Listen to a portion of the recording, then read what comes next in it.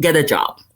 Go to a company that you want to work for, because in many cases, that's a beginning of a journey, not the end. What is the question on every business leader's mind right now? 3BL's video series with TriplePundit cuts through the chaos and helps you navigate responsible business. Each episode dives into the questions keeping leaders up at night, breaking down trends, cutting through noise, and uncovering what's really shaping the future. Hi, everyone. Thanks so much for joining today. Gen Z is stepping into the workforce with a clear vision. They want jobs that match their values, and they're willing to walk away from jobs that don't. In recent surveys, more than 85% of Gen Z say that having a sense of purpose at work is essential to their overall job satisfaction. And more than 40% say they've already walked away from a job because of sustainability concerns. But as sustainability, diversity, and other impact roles find themselves in the political crosshairs, what's ahead for young people as they enter their careers? What can employers do to support them and meet their expectations so they can continue to attract the best and brightest? Today, we're excited to dive into these questions and more with Karen Johns, CEO of Net Impact, a global membership organization for emerging leaders. Karen, thanks so much for being with us today. Mayor, thank you so much for having me. Really excited to dive into this conversation. With Net Impact engaging more than 100,000 students and young people worldwide, what can you tell us about what you're hearing from young people out there right now? You know, there are things that are coming through that are for the moment, but it's always helpful to have a historical perspective. Interestingly enough, we're approaching our 30th year, a little over 30 years ago. I love to say that Net Impact students at a bunch of business schools from UCLA to Michigan and others had this radical idea that business could be a force for good in the late 90s. And it's just great to see how that's evolved over the few decades, that almost every decade or so, they reinvent what that looks like. Sustainability is the term now. Back then it was impact, social impact, and that's still the case. So yes, there is sort of an immediacy to the moment, and there is reactions that are coming in. I think for many, it's more, how can I still have impact? How can I still make a difference in the work environment, believing that business can be a force for good? But it's also helpful to have context that it's not just this moment, and there really is a sort of broad-based thing to that. And depending on where you sit, we have chapters in 30 states, from Alabama to West Virginia. We're in 40 countries. As I love to say, every continent except Antarctica. So you can imagine the perspectives that are coming in. And we don't just engage with 18-year-olds. Our median age is 1834. So they're individuals who've been in the workforce for a decade or so. But I think they're paying attention. I think they're still trying to find the right way to continue to do the important work. And some of that may not be in a job. Some of that may be doing volunteer service and that sort of thing. But I think for us, because we've been around for a little while, there's both the immediacy of the moment and trying not to be just reactive, but also taking the longer look, because that is what, that's going to be important as many of them just start working, which many of them face decades of work, right? So they're just starting their journey. Absolutely. I feel like I've been hearing that so much from leaders and experts right now, the advice to respond rather than to react, really take time to understand what's happening out there right now and your place in the road ahead. And I wonder, as young people are pursuing purpose in their careers, what your advice would be to employers to support them and also to make sure that they're meeting the expectations that today's workforce has. I think it's twofold. One is, for many young people, it's really trying to find work that aligns with their values. And it's not just some of the sort of obvious things, there's it that they're doing climate only things at a company or looking at that stuff. It's also just this bigger idea of, are there impactful things they can do in the job? And it's a challenge to some degree, because someone entering the workforce at 22 versus someone who's been there for a couple of decades have different ways that impact can happen. It may not be as immediate. And I know there's been some conversations about managers struggling to manage this group of young people who come in with immediate expectations that they're going to have impact. I always share this funny anecdote from an experience I had visiting one of our corporate partners and meeting with a young Net Impact alum, and she's probably in her early mid-20s, and she said almost glumly, I had to settle for the fact that I really just had I could do incremental change, and that was okay. And I looked at her and I said, that's okay. A lot of people don't even get that chance. And, you can't expect to come in at 24 and have these grand ideas for, multi-million, billion-dollar company and expect instant change. So I think for the managers is seeing them, recognizing there's this desire to do that good, and finding space for that. Because I think more than anything else, what's the turnoff is being invisible and feeling like you have no opportunity to have any impact in these companies.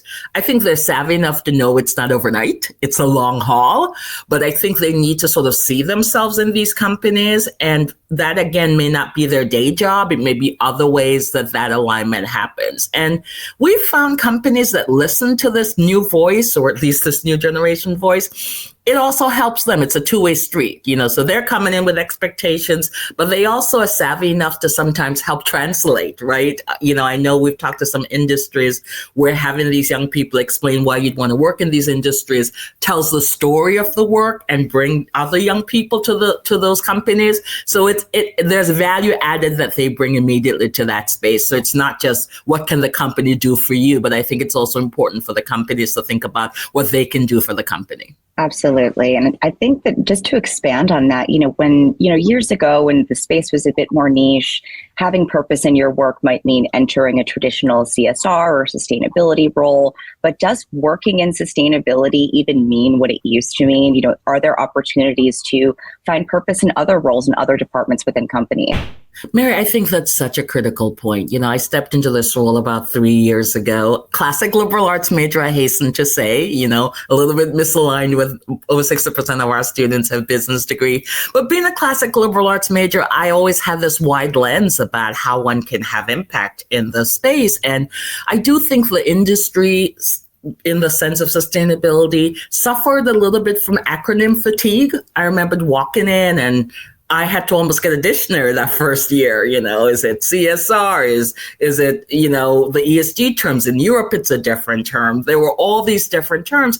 And while I think it's helpful to put a frame around it, I actually did some conversations around how do we make sure it's broad enough that student that is sitting in a small town in Omaha or at a historically Black university, or even in Paris or in Berlin or in Ghana, some of these terms don't translate. And especially if you're, I always talk about my experience being first generation to college, career paths were narrowly defined. So you hear these terms and you're like, well, is this for me? Should I pursue that? So I do think that sustainability, while that's developed now, again, with the long view, this wasn't something that we were talking about in the 90s or even 2000 when we started Net Impact. It really was social impact and that broader term. And after 30 years, I think we've come around to that, at least from our organization perspective, that broad term really allows everybody to be in the room. And to your point about, how sustainability is defined, well, we're hearing some more individuals sometimes go into industries now that are growing like energy, because they recognize they could be at an energy firm that's working on new solutions to climate. They're sitting into accounting. I remember we met with some accounting firms last year, and there's all this inside joke that they're really the heroes of this movement because of all the data that has to be collected. And many times, if you're entering the space, sitting in finance, doing the reporting, either on the domestic side or international side, you really can have very significant impact in telling that story. And so I do think there's an opportunity again for us to take a pause, think about how the industry has evolved, and try to do some broadening of that space, that it's not, again, it's because what we're finding is even though the terms are different, the work continues.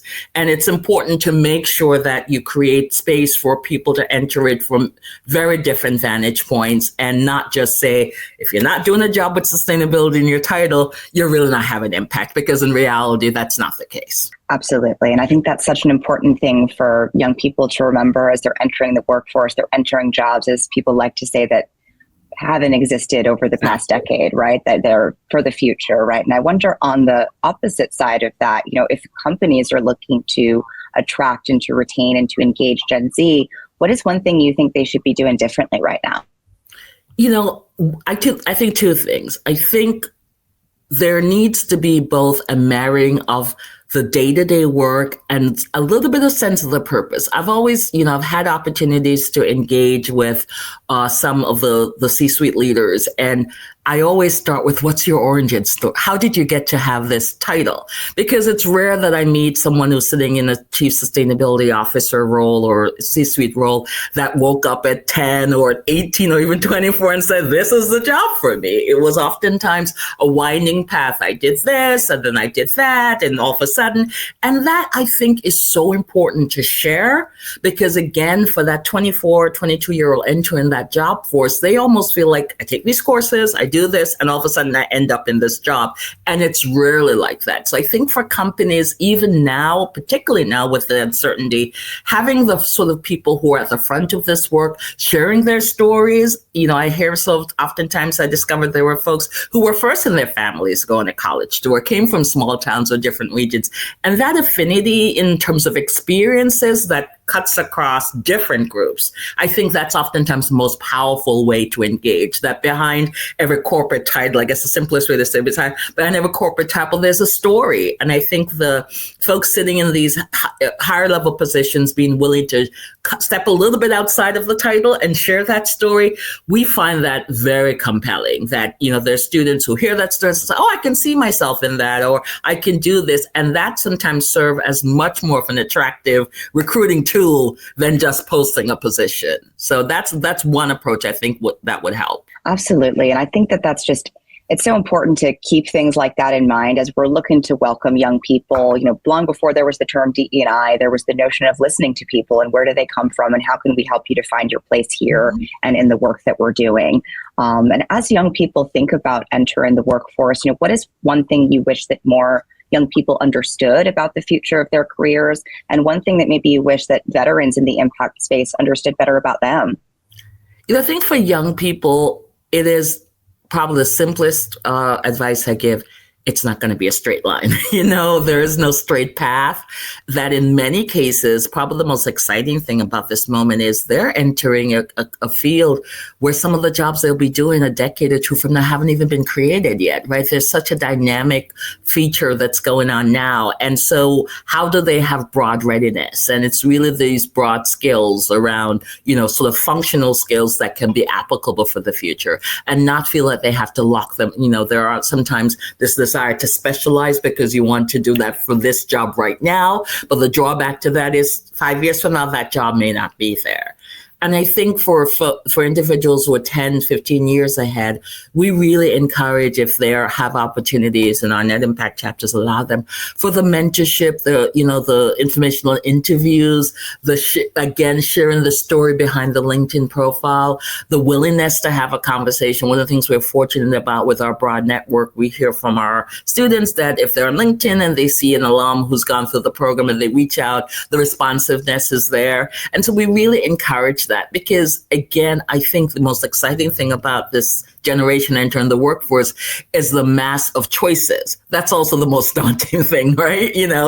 When I got out of college, there were sort of very clear paths about, for many of us, it was like, you did this, you did that, maybe 5 other things. Now there's everything, right? And that's, on one hand, is exciting and great. On the other hand, it's daunting. And we're even hearing from some of our business schools that they struggle in terms of getting these students ready for these careers, because it is a moving target. And, you kind of have a set curriculum, you go in thinking, and then things happen in the marketplace. And so many of the skills they'll need won't necessarily come from the classroom. It's from experiential opportunities. We provide some with case studies and and opportunities to engage with a company. But that is where I think the companies can be most helpful. They can sort of put some framework and context for the emerging leaders in a way that a faculty member at a school won't be able to do. And that, I think, can help prepare students better for these opportunities. Fantastic advice. And especially as it's in a lot of ways not the easiest time to be entering these fields, to be seeking out purpose in your careers. I wonder if for young people who are looking for a career that has purpose embedded, but is maybe feeling a bit disillusioned by the state of things right now, what piece of advice would you offer to them? Well, it may sound boring, It's probably what my mother said to me when I was entering the workforce, and I looked at her. Boring advice is great. But it's get a job.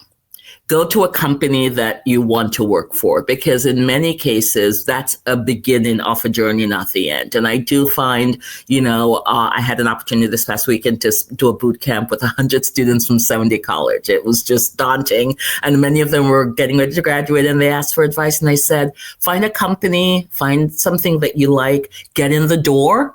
Because again, particularly for some of the things you want to do, it starts from being inside, and then the opportunities come, and not confine yourself to these 4 or 5 things. So it's a little bit like my mother said to me when I got up, get a job with a good company. And most of us will move careers many times, right? So especially now where the headwinds are probably stronger than they have been in a long time, they should give themselves some grace. They should see this as their first job, and maybe using that as a framework puts less pressure on them to feel like they are signing on for a lifetime career, because rarely will that first job result in a lifetime career. Such great advice, and really appreciate all the insights you've shared today. Karen Johns, Net Impact, thank you so much for joining us. Young people who are interested in learning more about the resources Net Impact provides can visit netimpact.org to learn more. Karen, thanks so much again for your time today.